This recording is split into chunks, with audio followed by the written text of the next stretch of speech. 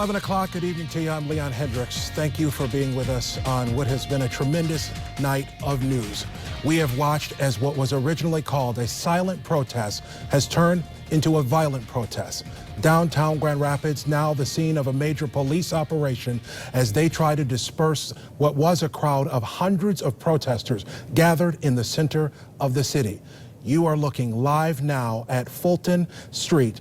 We're looking eastbound there from the parking ramp right across from the Van Andel Arena toward Fulton and Division. Police have successfully been able to push the crowd of hundreds of protesters back, and they have used force to do so. Tear gas has been deployed. We've seen flashbangs exploding in the area, and police from all over are there. Michigan State Police, the Kent County Sheriff's Department, as well as the Grand Rapids Police Department, which is heading this up, are all on scene there. They have declared this an unlawful gathering and promised to use whatever force necessary to protect property and protect the public. Things quickly escalated this evening after the protests, which started at 6 o'clock as a silent gathering at Rosa Parks Circle, moved toward the Grand Rapids Police Department, and the protests really stopped there. It was supposed to go over toward Veterans Memorial Park and toward the library, but it really stopped there, and protesters began to focus on the GRPD. Then this happened. Protesters moved toward Fulton Street and Division, and we saw them smash through a business. That seemed to be the turning point of this situation, and where this thing turned from an intense protest to a violent clash between police and those who say they want to see a change in how our society deals with people of color.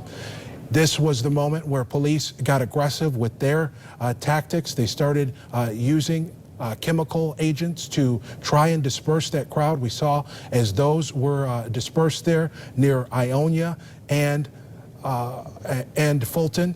And then we saw the protesters again move and start to do even more damage, vandalizing the police department, vandalizing the sheriff's department, or the state of Michigan office there at Monroe and Division. Then we saw this, a large fire that broke out. We believe it was a dumpster fire. It's the alley there between near Commerce and Fulton, the building that houses Sanchez, being touched by those flames, though at this point we don't know whether any damage was done inside. Those flames were quickly extinguished. We believe some bystanders may have helped to get that situation under control. So we have seen a lot tonight. Over the past several hours, this protest has certainly changed shape, turning from a peaceful and a gathering that certainly had its intensities to now this violent interaction between the police and these protesters. The good news that we have to report tonight, at this point, we know of no serious injuries, and at this point, it does appear that some of the protesters are starting to leave that area, though there is still a heavy police presence, and there is certainly still some unrest that is happening there. We want to take you live to one of our crew members who is on the scene there, Justin Kolar, bringing us this vantage point looking down Fulton Street there in Grand Rapids. Justin, to you. Hey, good evening, Leon. Yeah, we can see now this clearing out of Fulton Street. I want to tell you, as we were walking up this to get to our vantage point here at the parking garage, we were hit with tear gas. And that is certainly not a fun experience. You can see now that there is a crowd continuing to gather here at the corner of Ionia and Fulton Street. They have been pushed back. I'd like to say this juncture right here where the fire truck is backing up. When we first got here at the top of the 10 o'clock hour, this was a much different scene. There were hundreds of protesters here. That was the original line that Michigan State Police, Grand Rapids Police, Kent County Sheriff's Office, that is the line where they had originally set for these protesters where that fire truck is. You can see now they've done a good job of pushing that protest line all the way up Fulton East towards what is well past Division. You can see traffic moving up there as well. But cars continue to make their way through these streets, even though police made it pretty obvious that things are blocked off down here. We're starting to see people get a little closer to these police lines. I can't tell you how many water bottles I've seen tossed into the police line here. And as the commissioner said earlier, Leon, these police have been incredibly patient as people, I've seen spit on them, throw water bottles at them, get right in their face. And they haven't moved. They haven't retaliated, other than, of course, those flashbangs, the tear gas, and by moving that line down Fulton. And you can see the cars, the cruisers with their flashers on right here. I'm not sure exactly what intersection this is, but there are still police lines. They are still pushing these protesters back, the ones that are continuing to just linger. There's a much less presence of protesters up and down Fulton Street here. Some continue to make their way through this police line, but for the most part, I wouldn't say we're seeing more police than protesters, but we are seeing people seem to calm down a little bit. There was a lot of unrest when we first got up in our vantage point here, and I'm seeing now police walking 2 people away. I'm not sure exactly what happened there, but they were talking to them. Now they're being walked away towards a cruiser. Police are trying to break up these groups of people who are just lingering. They were on a bullhorn a little while ago telling people to go home. I haven't heard that in a little while. I haven't heard much from the bands of protesters who are still gathered here at the corner of Ionia and Fulton Street as police just continue to push them back and to repel them. Again, this is a much different scene than we saw when we first arrived here earlier as we made our way up this parking garage to get a safe vantage point to bring it to you. When we were walking through the protest to get here, people were batting the tear gas back at the police with tennis rackets, throwing water bottles, throwing stones. Now, Leanne, I want to go back to you to get another look at what's going on there. Justin, thank you for that. You're looking live there at a police line, the Kent County Sheriff's Department, among the officers taking up a posture there at the scene. We do want to go live now to the phone. Clay Jackson, the president of the Grand Rapids chapter of the NAACP, the National Association of the Advancement of Colored People, is with us on the phone. Clay, thank you for taking some time this evening. I imagine that you're seeing the images. Your reaction to what we're seeing unfold here? Yeah, you know, this is a sad and horrific state of affairs tonight that we're experiencing in our city. And I just want to encourage all of the protesters who are out there to stop. This is not the way that we get issues solved, period. Just stop. It's not about destroying property or trying to harm somebody else. This is not the way we do it. The fight is not won on the street. I say that time and time again. This is a sad state of affairs, and I'm just encouraging all of the folks who are out there to stop it immediately. And then we'll handle this in another way. We will handle this in another way. And I have to say, Leon, I was down there today to support organizers of the protest, and it was peaceful. I think it was peaceful considering the circumstances and the situation. And I was down there for several hours. I did have some concerns that once it got night, if there were going to be some agitators that really don't have the interest of the community that was trying to start something like this. So that really was my concern. But this is a sad state of affairs for the city of Grand Rapids, and not only city of Grand Rapids in the county of Kent, but across America. And we can do better, and we have to do better. This is a wake-up call for all of us. This is a wake-up call. This is what I have been fighting for the last 5-8 years to prevent. This is what I have in the NAACP and other organizations like Link and the Urban League and the Micah Center the Hispanic Center has been fighting for to prevent. So I'm hopeful that we will all be able to come to the table as quote-unquote leaders in this city and in this county and in this state to address the issues that are that have not been addressed. Quite honestly, the disparities that have not been addressed. Clee, there's certainly a segment of the population and perhaps some of the folks who we see still standing out there that feel that this is the way to get the attention. This is the way. We've been fighting this fight peacefully for a long time, and now this is the way to get leaders to really acknowledge this problem. What do you say to those folks? Absolutely. And like I said earlier, and I say all the time, I tell our young folks and our youth council who are dynamic, I said, you know, you don't fight your fight on the street, you will never win. You will never win. This is not the way to do it. The way to do it is to vote at the ballot box. The way to do it is to show up to school board meetings. The way to do it is to show up at city commission meetings. The way to do it is to show up at county commission meetings. The way to do it is to show up at township meetings, right? That's the way to do it. And to prepare our young people and others to be able to, at some point,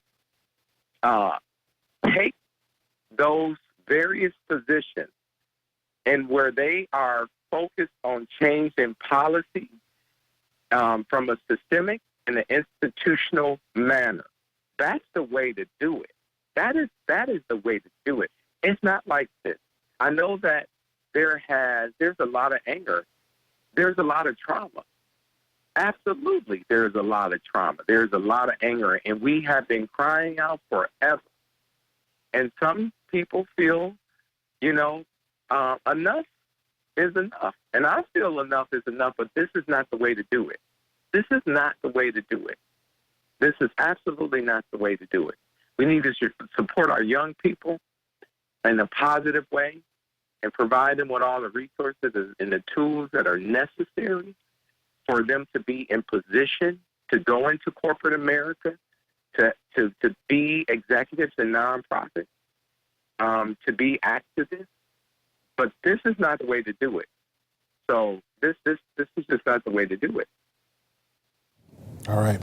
Clee Jackson, president of the NAACP, joining the chorus of voices calling for this violent part of the demonstration here to stop, but certainly not taking any of the wind out of the sails of the sentiment about bringing this conversation again to the forefront and bringing this conversation again to the center of discourse among the leaders in our community. Mr. Jackson, thank you for speaking with us live. We want to go live out now to the scene again. Our John Dommel, who had been in Kalamazoo, is now there where there's some things unfolding. Hopefully he's able to speak with us. John.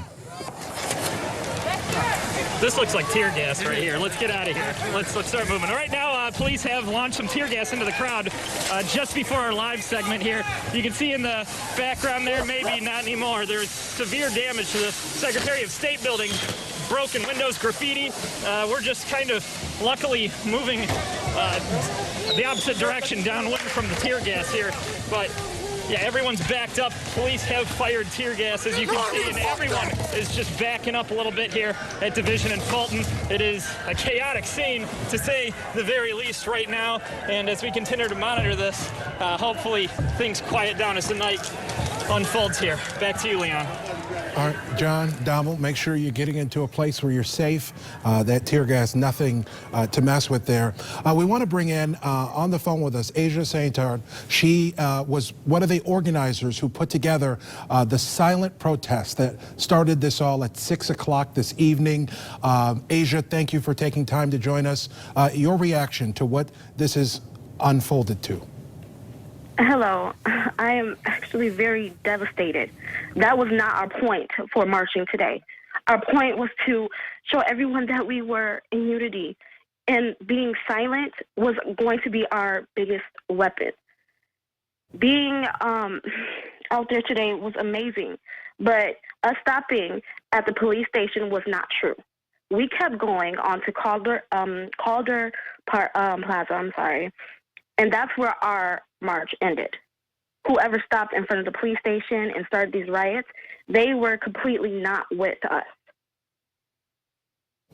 What do you make of the images that you're seeing now, and obviously you're concerned that with this violence is going to be connected to the protests that you had planned to be peaceful? Yes, I am actually angry. This is our city, and you're trying to stir the narrative that it was our silent march that did this, when that's not the case. Whoever's down there doing that, they wanted this to happen in the first place. They should go home and stop trying to burn down our city. Our city is where we live. When this is all over, what are we going to have? You have to think about the consequences that you're doing, from the things that you're doing. Go home, please. What message do you hope got across, despite all of this that we're seeing unfold now? That our voices are our main weapons. We can use our voices. We can go out and use our voices. We don't have to be destructive. We can be peaceful. Just say something. Just say what you want to be changed. You want change, say it. Say it. Be about it. Be a leader. Don't be a follower. And a lot of people that's down there right now are followers. You don't follow people into destruction. You make sure your city is safe. Asia, what do you think it is about this situation, this George Floyd, that has set this off? We unfortunately in our lifetimes have seen several of these incidents that have garnered national attention, but we've not seen the images that we are watching now, and the angst and the frustration. What is it about this one? We are all angry. We are angry. We're sick of seeing black men die in the hands of police officers. We are sick of it. But we need to channel our anger into positivity so we can change our world. These images from downtown is heartbreaking. I love my city completely. That's why our march today was supposed to be silent and peaceful. What's your message to those who are out there or know people who are out there that are still causing problems, and as we see on the screen right now, throwing things at the police and doing damage to our community? Go home now. This is your city. You live here. Channel your anger into something positive, please. This is our city. You have to wake up in this same city tomorrow. You have to live here. Do not damage your city. Don't be stupid because you're angry. Make sure you channel that into something positive, and I can't stress that enough. This is really outrageous.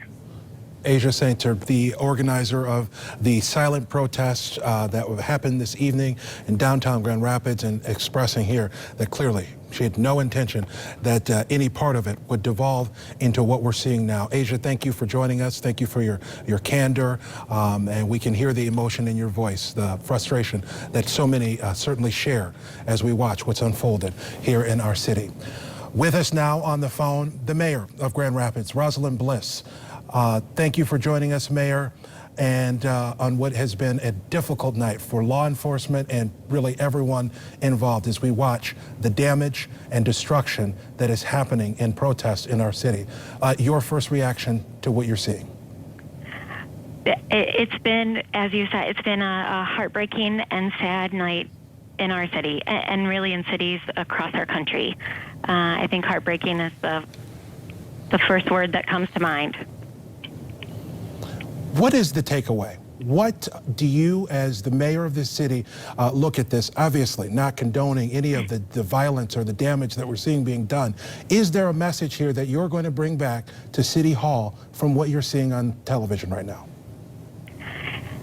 I think there's a lot of messages that we're hearing tonight. I mean, for me, a couple things. One, I thought it was a beautiful showing of solidarity earlier today as people came out and protested peacefully, and they came together and raised up their voice and shared the depth of the pain and outrage that we all feel about the killing of George Floyd and the desire to be a part of creating a different future and addressing the deep racial divides that exist in our communities. And it was just, I was very hopeful that we would not have the event today escalate into violence, and that's exactly what happened. And so now we're all watching images of our downtown with broken windows and fires, and our police out there doing the best they can to try to keep order in our city.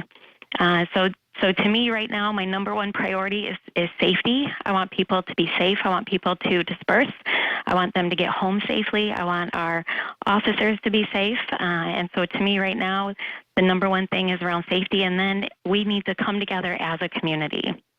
We have incredible people in this community, dedicated people and organizations who have worked side by side with us here at the city to address issues around racial disparities and dismantling. How do we dismantle as a community the institutional racism that we know is in place? And my hope is that we come together after this as quickly as possible, and we figure out a way forward together. That's the only way we're gonna do this, is together.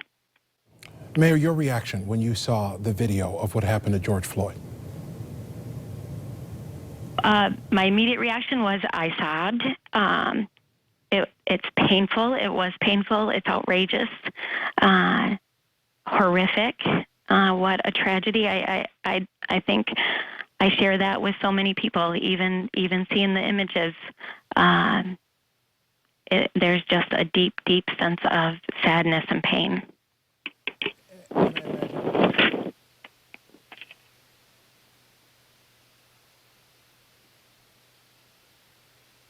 I imagine you, like so many of us, have watched as these protests have unfolded across the country. And, I found myself asking, could that happen in Grand Rapids? And thinking, no, it wouldn't happen here. How shocked are you to see what this has transpired in tonight? Yeah, I am a little shocked. I was optimistic that we would be able to come together and have peaceful protests. I've been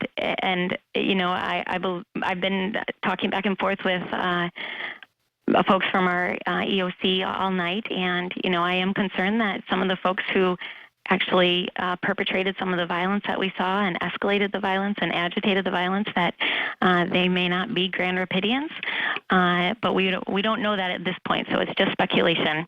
But I was shocked. I am shocked.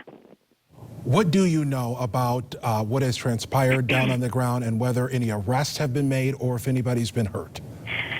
So as of, I have not gotten any reports that we have had a significant injury. So as of right now, I'm not aware of that. But I'm at City Hall and have been getting briefed regularly. And so I'm sure I'll get an update momentarily. Okay. Mayor Rosalind Bliss speaking to us on a difficult night in our city as we watch continuing police activity in downtown Grand Rapids. Mayor, thank you for taking the time. Thank you. You're looking live right now at the heart of our city, the Fulton and Division, where we've seen a significant change in what's happening out there. A number of the protesters have left the area, though there are still a significant number in the area and a significant number of law enforcement officials in the area to deal with it.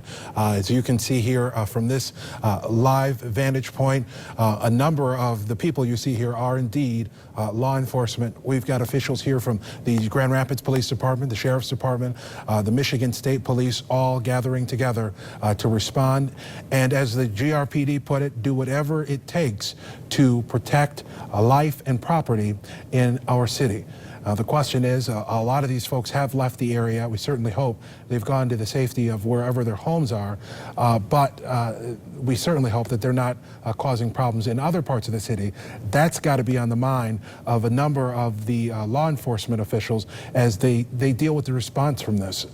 Even though it may be clearing out from where it all started, as we see a trash can being thrown toward our law enforcement officials there, it's not necessarily a full indication that this situation is resolved and over. And we're seeing there's something there that was on fire thrown, and something being thrown back toward the police department there. So this is definitely not over, as we hear yet another explosion in downtown Grand Rapids connected to this situation.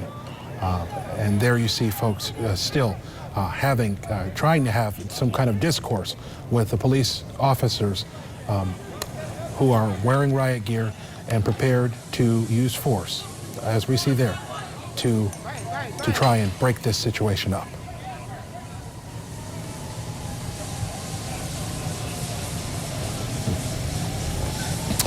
As we watch another tear gas canister exploding there in the middle of the street, we do want to go live to our reporter who has led our coverage on this from the field.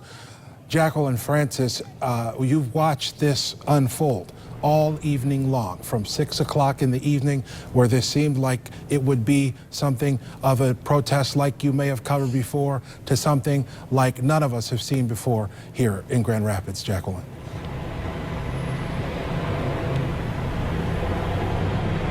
Yeah, Leon, this is just not anything that we were expecting when we started. It was so peaceful. There was a lot of unity, like you guys have been talking about throughout our coverage just in this hour. But definitely, I would say it was almost like every half an hour, things began to escalate more and more until really it just broke out into complete violence.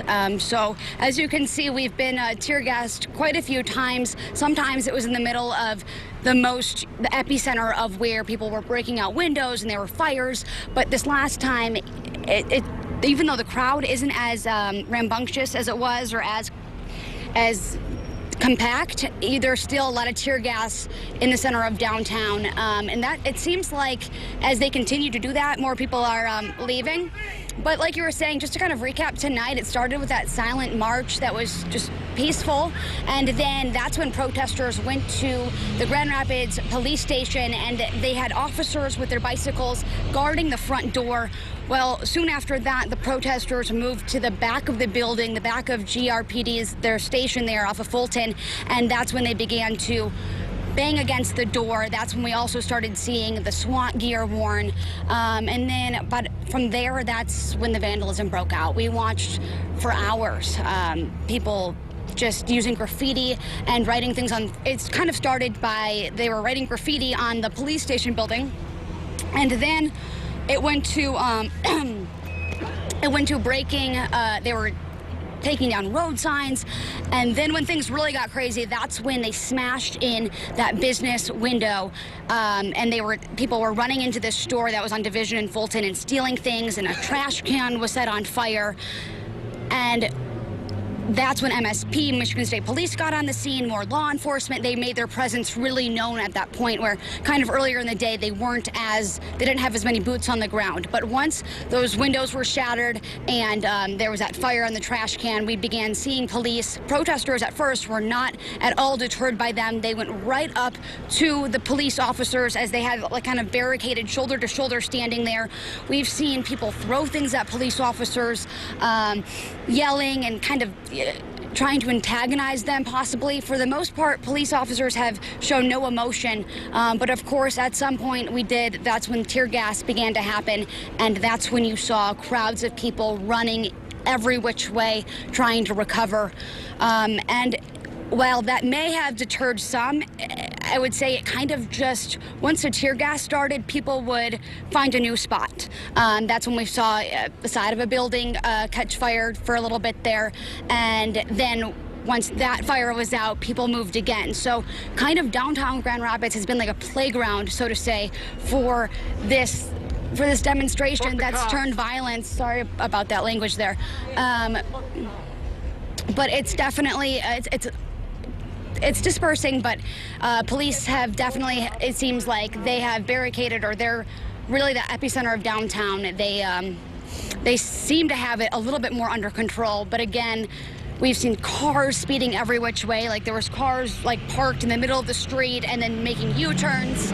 And so it'll be interesting to see tomorrow all the damage that was done. And I think the most alarming thing, or the most shocking thing, was when there was demonstrators or protesters banging out the windows of the Secretary of State building, and they were going into the building, and it was just kind of like one person at a time taking whatever they could and running at the building as fast and as hard as they could to shatter more windows. We saw, glass was flying everywhere. They were trying to light cardboard on fire to get the building on fire, which it didn't. So really, it's been, we did not see this coming, and as we've heard from organizers tonight, who had initially planned that it was supposed to be a silent march, this was not their plan either. But it'll be interesting to see how the night continues, because I would say right when it got dark is when the violence really started to take over. Wow, incredible to see the images that we've seen tonight, all of the damage that unfolded. I'm curious, and maybe it's not a fair question because I know you've been dealing with hundreds of people out there, but do you get a sense that the folks who are out there now and the folks who were a part of what we saw devolve at the end of the night, do you get a sense that they were participating in what was happening at 6 o'clock, the silent protest that this started with?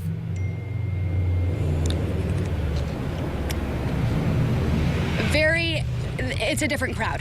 Maybe some of the same people, but I would say when we were walking in that silent march, it'll be interesting to go back and look at our interviews, because I remember at one point this afternoon, I thought the report I'd be telling you right now was interviewing a man and his 8-year-old nephew, and he was showing him the importance of being part of a peaceful demonstration in Black Lives Matter. And it was an inspiring interview to see him kind of showing the next generation he wanted a better future for his nephew. And so if you think about that, where there was a lot of families, people had their dogs and things like that, there was older people, younger people, kids, like I mentioned. That's very, very different than the when things turned a little bit more violent. I would say people are mostly in their 20s or 30s, kind of younger. Definitely no kids around, which thankfully so. But it was a different crowd. At least the protesters that stuck it out when things turned more volatile. That was not exactly the makeup of people we saw at the beginning. Jacqueline Francis, excellent reporting tonight. Thank you for your coverage. A true service to our city, as so many people want to know and get an idea of what's going on. You dealt with some difficult conditions to share that story, and we appreciate your work here tonight. We know that's going to continue even after we're done here. We want to go now to Justin Kolar, other crew who is out there and watching some of the police movements that we can watch from our vantage point here on Fulton Street. Justin, what's changed? Well, Leon, in the last couple minutes here, we've seen a group of mounted police on bicycles going east down Fulton. Where exactly they went, I wasn't able to see. I believe they went down towards Division and veered off. We're seeing a lot of smoke actually still now coming from the north side of town, blowing south. From our vantage point here, we're just across from the Van Andel Arena in a parking garage, so we can get this this vantage point for you. We're not exactly sure where that smoke is coming from, but if you continue to look down east, down Fulton Street, where the police have continued to push those bands of protesters back east down Fulton, we've seen flashbangs, we've seen more tear gas be deployed. We've even seen people continue to throw things at police officers. This is all within the last 5 minutes. When we were talking with Jacqueline here, those flashbangs were going off and the tear gas was being dispersed just farther east down Division. Now, police have continued to, seems like their base of operations is here at the intersection of Ionia and Fulton Street. The police cars with the Michigan State Police, with Grand Rapids Police, Kent County Sheriff's Police. In some spots, their vehicles are 3 deep. and they are continuing to kind of assess where they need to be.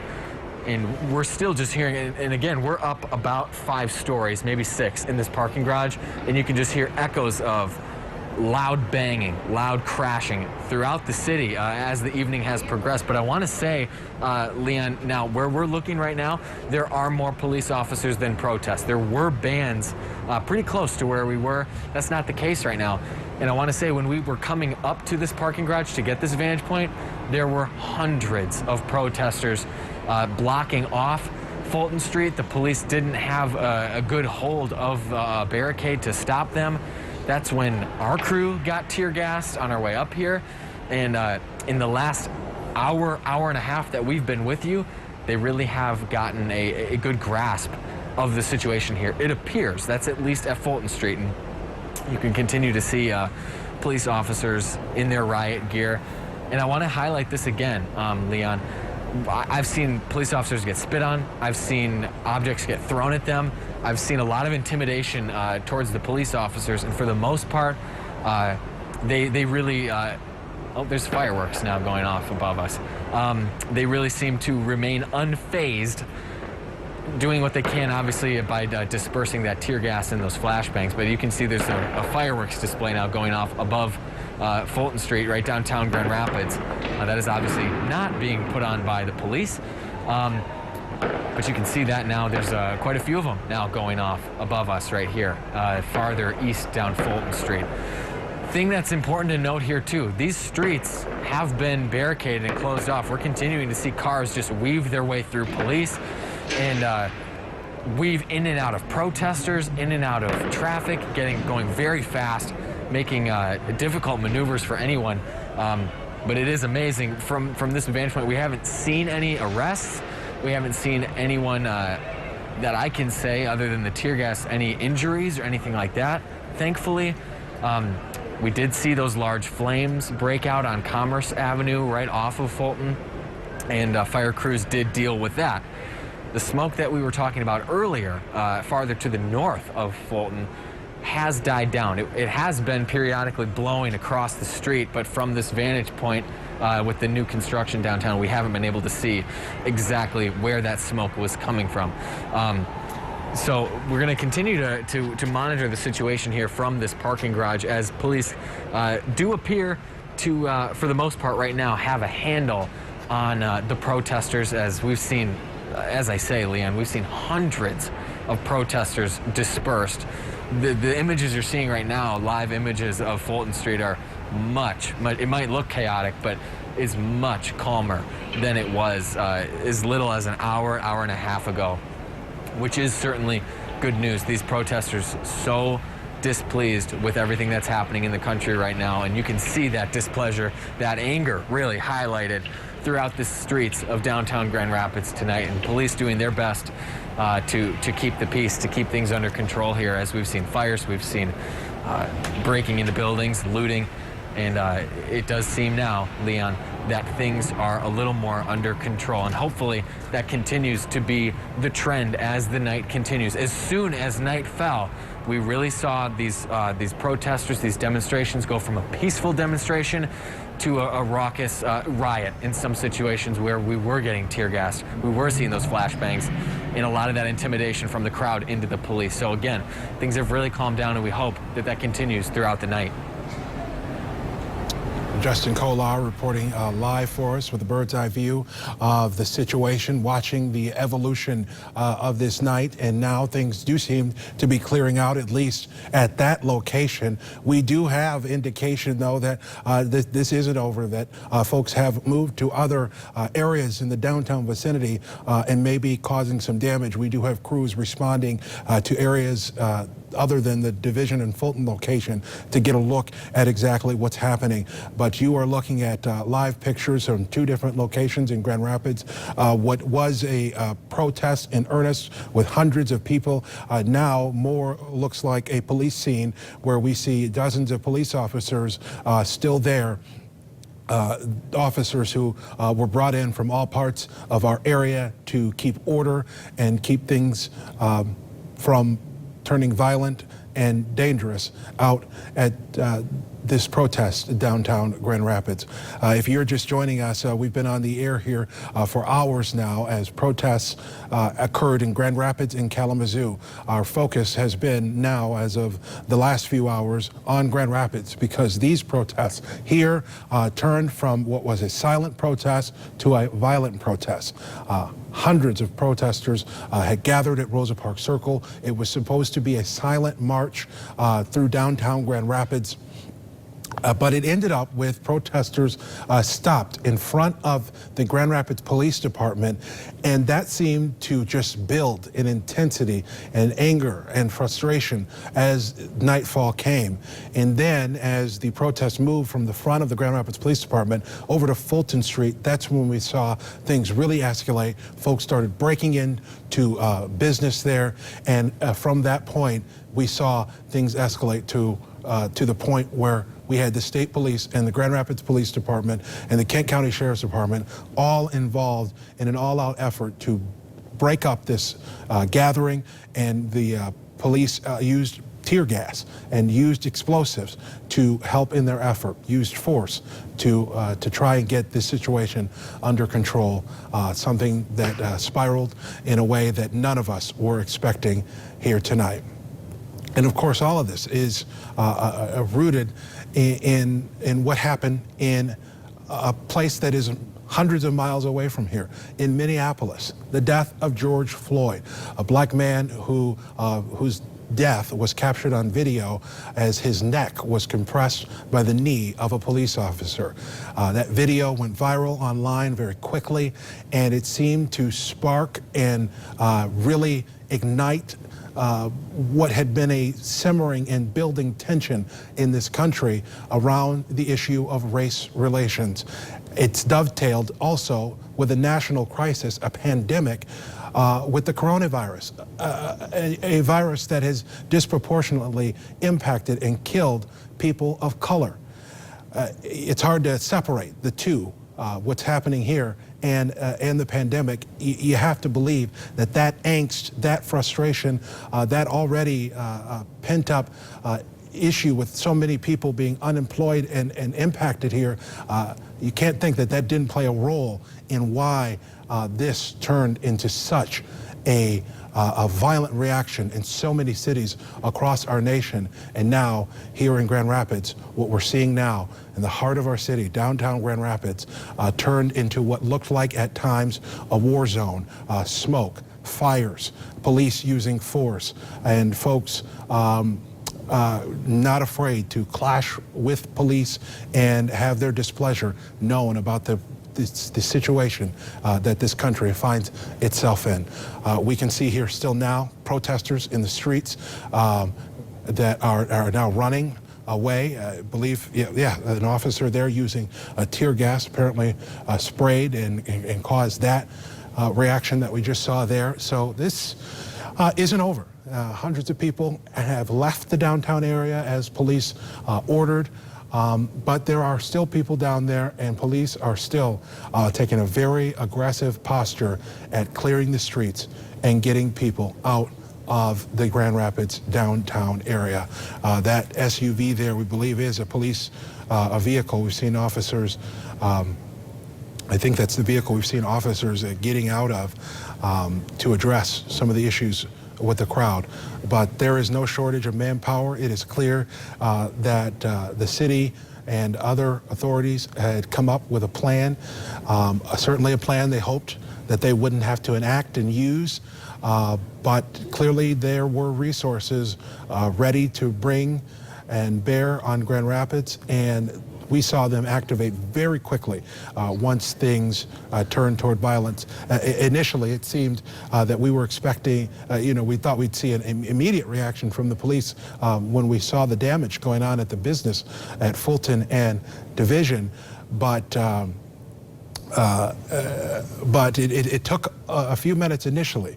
But once the police did start responding, we saw a lot of them come from all corners and come from multiple jurisdictions to aid in the response to this situation. And there you see that response continuing. Here's a live shot from the ground where you still see some folks who are just not obeying the orders to clear the area and staying in the area, and police aren't having any of it.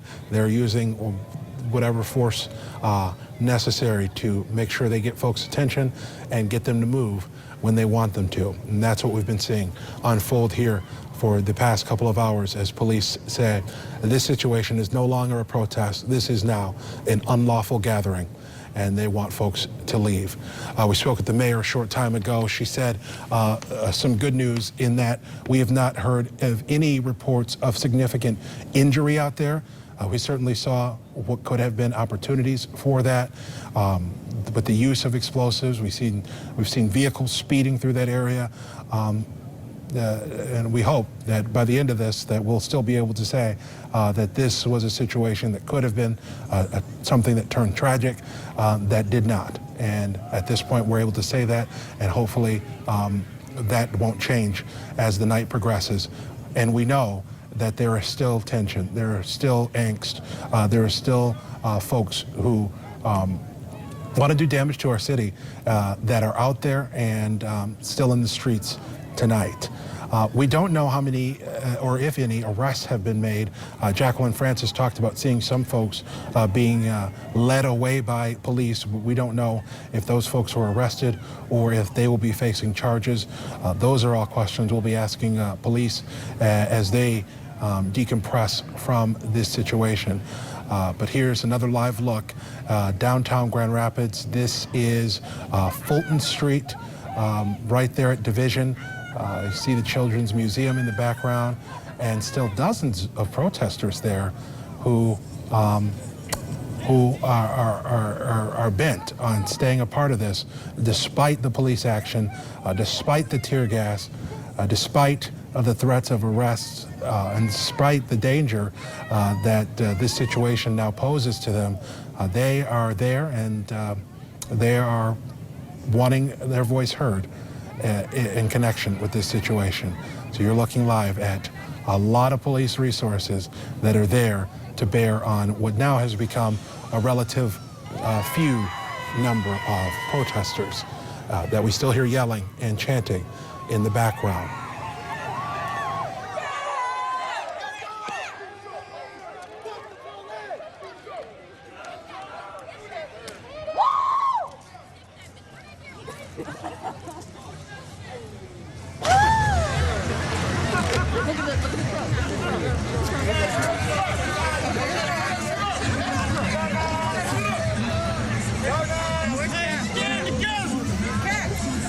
And we have crews out there, and thankfully our photojournalists who have been dealing with tremendous conditions in this situation with tear gas and protesters, some of whom aren't necessarily friendly to the press.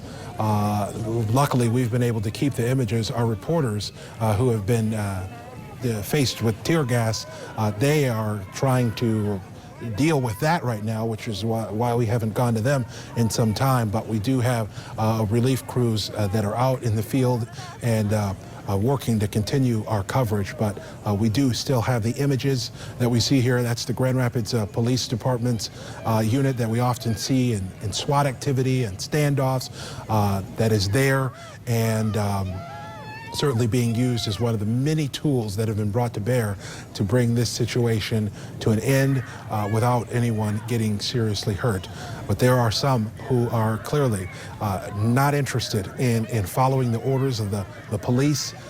It's the police that is the target of the angst in this situation, and listening to them is not on the radar of some of these folks who are the most passionate about the message that they want sent here tonight.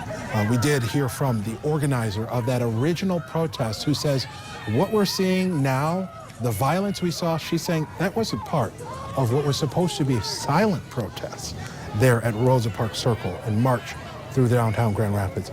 She emotionally spoke with us during our broadcast tonight, saying I don't like what I'm seeing and the damage being done to our city. I don't condone this. There was a message that she wanted sent and that she banded with hundreds of protesters to send, saying they want to change in the relationship that our community has with people of color, the relationship that officials, and especially in law enforcement capacities, has with people of color all across the nation. She wanted Grand Rapids to be a part of that voice. And she never intended, she says, for this to come out of it. She said that her protest was headed one direction and that a faction of the people that had gathered went another direction toward the police department and engaged in what devolved into a tremendous and violent protest at times. And we still see the use of force from the police department and police officials there out on the scene. And there you see smoke in the streets. Not clear if all of that is from police or from elsewhere. In some cases, folks picking up what police grab and throwing it. There's still plenty of action and violence happening in our streets. We want to bring in News 8's Justin Kolar, who's one of our crews on the scene there. Justin, where are you at this point, and what are you seeing from your vantage point? Well, Leon, some of the activity is coming to us. We're still in the parking garage across the street from the Van Andel Arena, but people are now starting to tear through this parking garage. We've seen a couple of motorcycles tearing up and down here. And just across where you can see those people gathered on the other side of this parking garage, people were just starting to rip up some of the street signs. I want to bring you back, though, to Fulton and Division, this area here. We're now seeing a SWAT team. They have just recently arrived. You can see their large truck. Excuse me, I just paused for a moment because we're starting to hear some more loud noises here. But again, this whole scene, and if you look farther up the road here, we're looking like there's a little flame, a little fire up there, and maybe potentially more of the tear gas has been dispensed farther up Fulton to the east from our position here above in this parking garage. For the last 5 to 10 minutes, things were relatively calm, and then seemingly out of nowhere, things seemed to heighten a little bit again. We were hearing a lot of loud noises, a lot of crashing and banging around us. So my photographer and I, who've been working together this evening, walked around to see what exactly was going on. And again, I say some of that activity started to come to us as these cars started tearing through this parking garage. We've continued to stay safe right now, but you can see, they seem to be doing okay, but some of that activity was coming to us, where until we came up here, we were doing a pretty good job of staying away from the crowds. But you can see that the police crews here on scene, again, you have Michigan State Police, Grand Rapids Police, Kent County Sheriffs. They are all working together to establish these lines, to break up these crowds. Now, we're going to give it back here to Leon to see another part of the city here. Leon. Justin Kolar reporting for us there. While we do see protesters leaving that heart of the city area there at Fulton Division, we are seeing damage being done in other parts of the downtown area. With us on the phone right now is News 8's Susan Samples. She's there along Monroe Center with some more activity that's happening with protesters. Susan, good evening to you. Good evening, Leon. Yes, I was just on Monroe Center. Right now, I am walking north on Ottawa because I'm following a group of people. It seems to be that there's a group of a dozen or so people that are running around, breaking out windows, and really wreaking havoc still. It seems to be a specific group that is just traversing downtown, breaking things as they see them, setting fires in dumpsters, etc. It's a difficult scene to watch down here because I'm watching these stores, these folks who have worked their whole lives to make these businesses work, and there are people smashing out the windows, running inside. It's just chaos, but it really seems to be a specific group, and I think the struggle for police is getting to these folks. The police obviously move from intersection to intersection, shooting off tear gas. I heard somebody say that they were shooting off beanbags. I don't know. I haven't witnessed that. I did witness the tear gas for sure. That's been going off. And, of course, everybody runs away when that happens. So right now, these folks that I've been following, let's see. I am near the prosecutor's office, I think. They seem to be calming down just a bit right now. So I think, which is a great thing, and I'm trying to be really inconspicuous here. I certainly don't want to be part of this in any way, shape, or form. I'm hoping those folks are leaving. They were heading kind of towards the courthouse. But, so yes, this is still very much an active situation. I'm just hoping that no one is injured. Leon? Right with you on that, Susan. We do briefly want to interrupt you here and talk about what we're seeing. We're seeing what you described in your vantage point happen here on Fulton. Folks picking up rocks or whatever and throwing them, smashing businesses. This is the Mexo restaurant there. And when you really put the totality of it together, it's quite unfortunate. Mexo, a locally owned business, hit with these difficult times with the coronavirus. They've been, their dining room has been closed like every other restaurant. I don't know if they've been doing to-goes or not. And now they're going to have to deal with perhaps an insurance claim or whatever to deal with damage and vandalism. This takes a toll, whether it's a monetary toll, an emotional toll, all of that. There's a business owner somewhere watching and knowing that folks have destroyed part of what they worked so hard for. And Susan brought that up as well. Such an important point at a time like this. All this in an effort to make a point, to protest in a way that many of our leaders hoped our protests here would not go into and would not unravel toward. And unfortunately, that is what we've seen here tonight, and that continues even tonight. We see some protesters there addressing our crew, and of course we want them to be doing everything they can to stay safe as we move deeper into the night. We're coming up on midnight now. We hopefully will be able to get some imagery from where Susan was reporting from, where she saw some of the vandalism taking place. I'm not sure if we still have Susan on the phone or not, but yes, we do have Susan still on the phone. So Susan, where you are and seeing the damage, did you see any police presence or any action going on that way?